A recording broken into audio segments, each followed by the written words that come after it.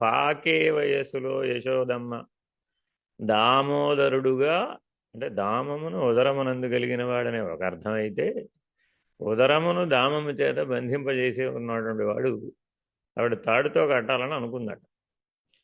కడుతుంటే ఎంత కట్టినా బెత్తడి తగ్గిపోతుంది. తాడు మీద తాడు, తాడు మీద తాడు, తాడు మీద తాడు, చాకరికి చాంతాడు, బకెట్ చాంతాడు తెచ్చి కట్టిందట, బావిలో చాంతాడు తెచ్చి. అది కూడా బెత్తడి తగ్గిపోయిందట. ఇంకా నా వల్ల కాదురా నిన్ను కట్టడం అని మూర్ఛొచ్చి సమస్యలు పడిపోయింది.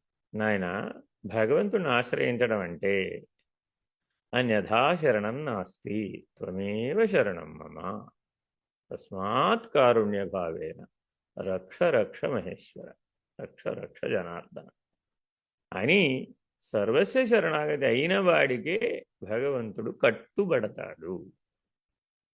ఓన్లీ పాపం మా అమ్మ అలసిపోయి సమస్యలు పడిపోయింది అని దయార్ద్ర హృదయుడై ఓన్లీ కట్టమ్మా ఈసారి అన్నాడట.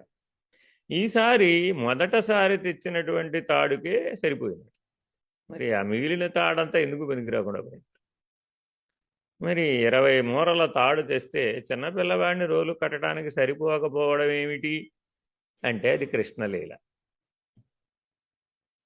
అది సరిపోదు అంతే.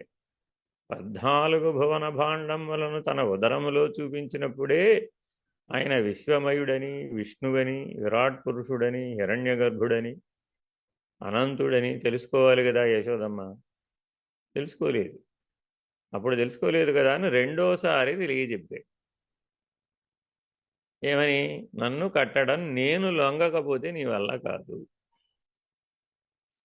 ఈశ్వరుడు లొంగడం ఉంటుందా ఎక్కడైనా? ఉండదు. ఈశ్వరుణ్ణి లొంగేటట్టు చేసుకోవాలనుకున్న వాళ్ళందరూ రాక్షసులు. ఈశ్వరుడికి లొంగిన వాళ్ళందరూ కూడా దేవతలు.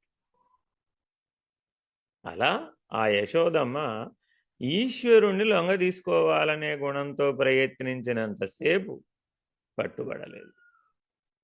ఒక్కసారి నా వల్ల కాదు మహాప్రభో అని సమస్యలు పడిపోయి తానే లొంగిపోయిందట. అప్పుడు కట్టుబడ్డాడు.